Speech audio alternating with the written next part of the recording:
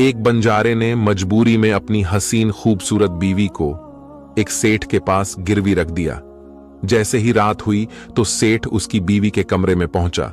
उसके बाद दोस्तों, वाकया बड़ा ही दिलचस्प है, इसलिए इस वाक्य को आखिर तक जरूर सुनिएगा। एक बंजारा अपनी बीवी को लेकर अपने शहर से पैसे कमाने के लिए दूसरे शहर रवाना हुआ।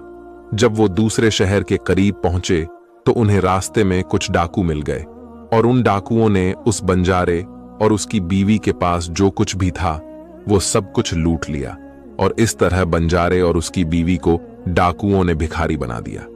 इसके बाद वे डाकू वहां से फरार हो गए, लेकिन बंजारा और उसकी बीवी सब कुछ लूटने के बाद फिक्र में पड़ गए और सोचने लगे कि अब क्या करें, कहां जाएं। एक अनजान शहर में दोनों का बुरा हाल हो गया, क्योंकि अनजान शहर में पैसा ही काम आता है। बंजारा अपनी हसीन बीवी को लेकर शहर की तरफ रवाना तो हो गया, लेकिन उसे यह फिक्र सता रही थी कि अब मैं क्या कारोबार करूंगा, पैसे तो मेरे पास है नहीं। वो इसी फिक्र में चला ही जा रहा था कि उसे शहर के बाहर एक फकीर दरवेश दिखाई दिया। वो बंजारा अपनी बीवी को लेकर फकीर की तरफ चल दिया। जब वो फकीर दरवेश के पास पहुंचा, फकीर को देखकर बंजारे ने सोचा, क्यों ना इस फकीर को अपनी परेशानी बताऊं, शायद ये मेरी परेशानी का कुछ हल कर दे। ये सोचकर वो फकीर के पास पहुंच गया और बहुत ही आजिज़ी भरे अंदाज में उसने अपनी परेशानी उस फकीर को बताई और कहा, फकीर बाबा, डाकुओं ने हमारा सब कुछ लूट लिया। अब कारोबार करने की बात तो बहुत दूर, हमारे पास खाने पीने के लिए भी कुछ नहीं है। अगर आप हमारा कुछ इंतजाम, आपको वापस लौटा दूंगा। फकीर को उस बंजारे पर बहुत तरस आया। फकीर बाबा ने कहा, मेरे बच्चे, मेरे पास तो कुछ भी नहीं, लेकिन मैं एक ऐसे शख्स को जानता हूं जो जरूरतमंदों को उधार दे देता है। आप दोनों उसके पास जाकर अपनी परेशानी बताओ, शायद वो तुम्हें कुछ पैसे दे दे। फकीर ने उन दोनों को सेठ के बारे में बताया और उसके पास भेज दिया।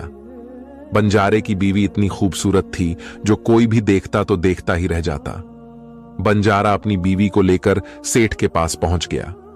सेठ ने जब बंजारन को देखा तो उसे पर फिदा हो गया, लेकिन वो बंजारा इस बात से बिल्कुल बेफिक्र सेठ से हाथ जोड़कर कहने लगा, सेठ जी, मुझे कुछ पैसों की जरूरत है। लेकिन सेठ का एक वसूल था, वो पैसे तो उधार दे देता था, लेकिन पहले कुछ सामान अपने पास गिरवी रखता था। सेठ ने कहा, पैसे तो मैं तुम्हें दे दूंगा, लेकिन तुम्हारे पास गिरवी रखने के लिए क्या है? अब बंजारा सोचने लगा, उसके पास तो कुछ भी नहीं था। थोड़ी देर कुछ सोचकर उसने बड़ी आजीजी से कहा, सेठ जी, मेरे पास गिरवी रखने के लिए तो कुछ भी नहीं है। सेठ ने कहा, देखो भाई, इस तरह मैं आपको एक आना भी नहीं दे सकता, ये मेरा वसूल है। बंजारा फिर सोच में पड़ गया। कुछ देर सोचने के बाद सेठ से कहा, सेठ जी, आप मेरी बीवी को गिरवी रखकर मुझे कुछ रकम दे दीजिए। मैं उन पैसों से कारोबार करके जल्दी ही आपकी रकम ब्याज सहित वापस कर दूंगा और अपनी बीवी को ले जाऊंगा। तब तक मेरी बीवी आपके दिए हुए पैसों में आपके पास मेरी अमानत रहेगी। सेठ तो यही चाहता था। सेठ ने जब बंजारे की ये बात सुनी तो वो खुश होकर पैसे देने के लिए तैयार हो गया और पैसों के बदले में बंजारे की बीवी को अपने पास रख लिया। अब जैसे ही आधी रात का वक्त गुजरा, सेठ बंजारे की बीवी के कमरे में पहुंचा। ये देखकर बंजारे की बीवी के पैरों के नीचे से जमीन निकल गई। वो डर के मारे सहम गई और उससे कहा, खुदा के लिए मेरे कमरे से निकल जाओ। लेकिन सेठ कहां मानने वाला था और उस औरत से कहने लगा, खुदा ने तुम्हें कितना खूबसूरत बनाया है।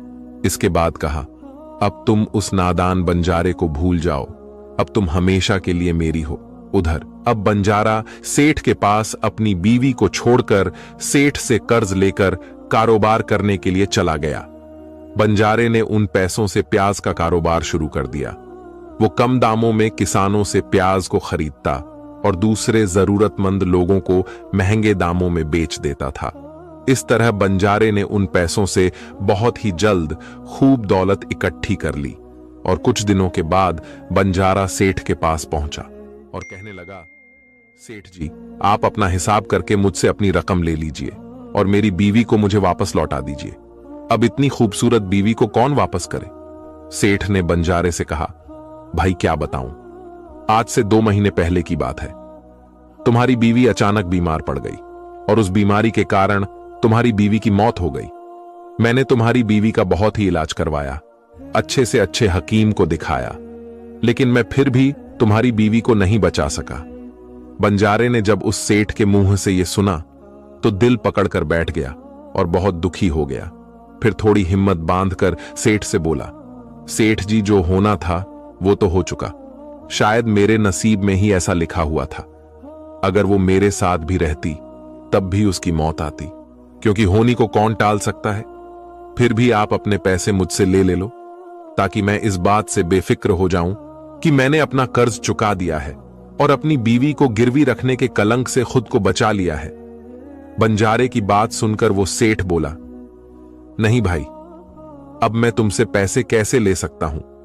जब मैं तुम्हारी अमानत ही तुम्हें नहीं लौटा सकता तो अपना कर्ज वापस लेने का मुझे कोई हक नहीं है। बंजारे ने बार बार सेठ से अपना कर्ज वापस लेने की गुजारिश की, लेकिन सेठ नहीं माना। उसके बाद उदास होकर बंजारा वहां से चल दिया